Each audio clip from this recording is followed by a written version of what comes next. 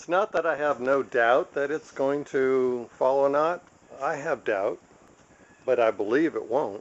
I believe it is solid. I even ran a rebar piece just to keep it from falling that way. I don't think it's going to fall back and forth in any way. No, you've got all the proper bracing. Exactly, exactly. And this was, this is the way you do things when you're trying to think them all the way through. Right, yeah. I laid awake at night thinking about this, and I enjoyed the hell out of it. I cut the little dado out there so the layers of plywood would fit right on the rim of the Seadoo. Make a video. Is there a metal trim spindle piece that goes around? Yes, I got that. It's a big rubber bumper. Right. The stand, well braced 4x4s with a half flap joint down the bottom so it can't tilt. We are going to flip this thing in just a minute. You ready for this? This is Ray Barta. This is my Seadoo flipping method. I devised this, I designed this, I've never done it. It's going to go on now. And if it doesn't go well, it's going to be on America's Funniest Home Videos. Here we go.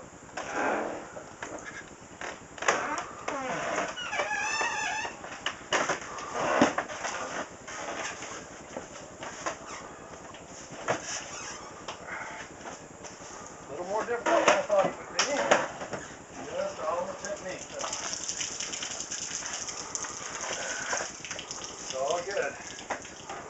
Just as it should be.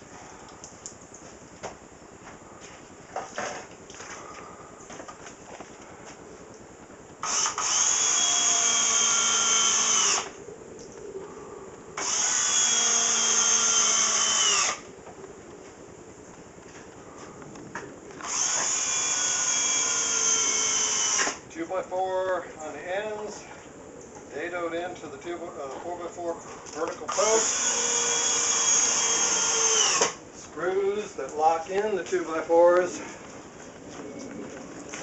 So there's no way this can move in the future.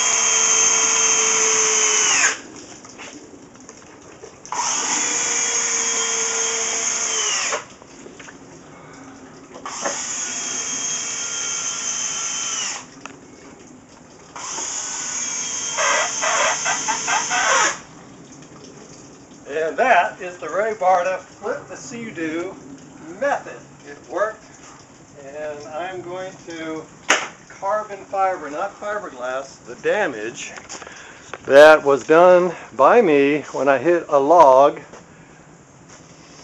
flying along a river off at Lake Altoona about 60 miles an hour. And they said it couldn't be done. I'm going to do it.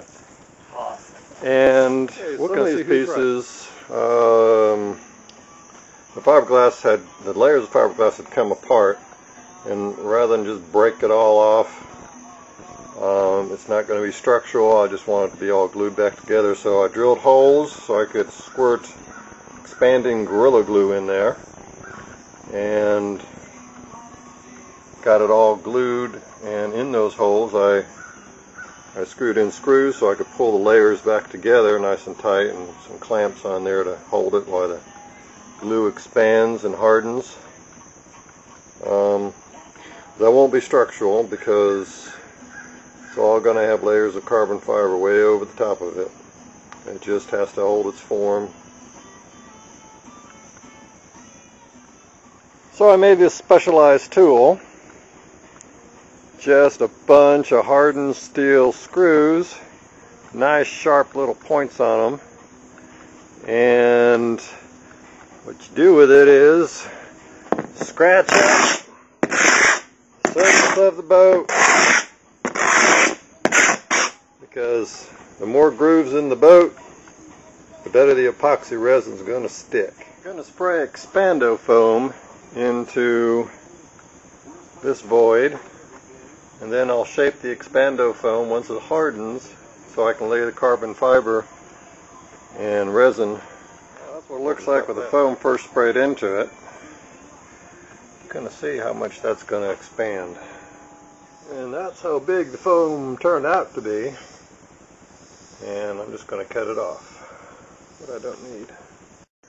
Once I shaved the foam down with my big machete, just cut it off what I didn't need, I applied Bondo. And here's what we got right now. We got it pretty darn almost ready for carbon fibering. Bought this great shaving, raspy, grating type tool. Works fantastic on Bondo.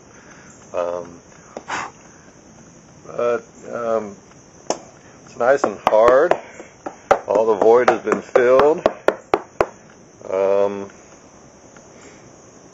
The resin should be here on the 9th in a couple of days, and I should be ready to start carbon fibering. Exciting.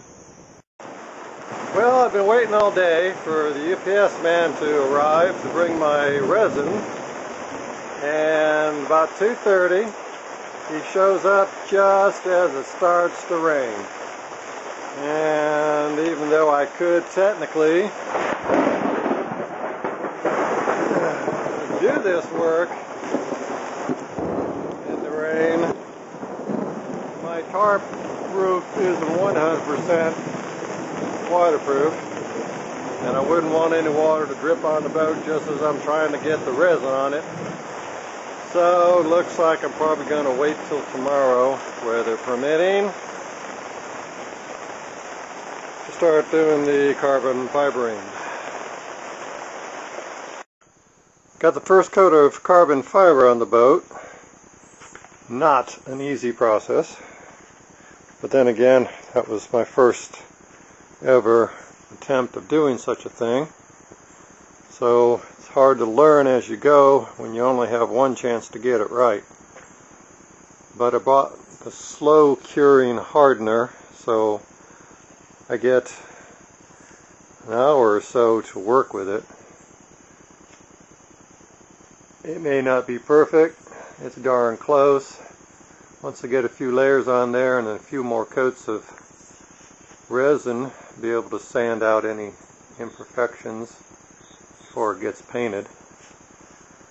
I was pleased to see that it form fitted with no wrinkles, that the weave is loose enough that it can go in and out of all the little nooks and crannies and make the bow bend. So I think the hardest part is done. The first piece is the most critical and where I get to learn the most.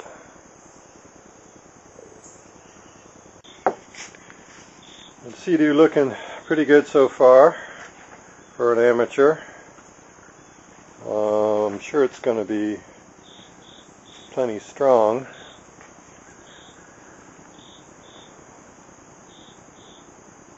Any roughness will be sanded out after the final carbon fiber sheet has been applied, and then maybe a few more layers of just pure resin, then sanding and buffing, and then a layer of paint. That's what they recommend. Got a second layer of carbon fiber on. Just a little bit shorter than the first layer all the way around, so the edges won't make too big of a buildup. There'll be a tapered out part of the edge. And that is the hardest part in dealing with this, because it wants to unravel. All this stringy stuff you see is just the fabric unraveling while I'm working on it. The edges are coming apart and unraveling and making a mess. By the time I get done with this, I'll probably know a lot more how to do this. Learning as you go is the hard part. It's been interesting. It'll be strong and I'll be able to work it and make it look right. But hell, it's still just the bottom. It's about the structural strength, not the looks. Well, yesterday I got layers 3, 4, and 5 of the carbon fiber put on. Today I sanded a lot of the roughness at the edges of the carbon fiber created. And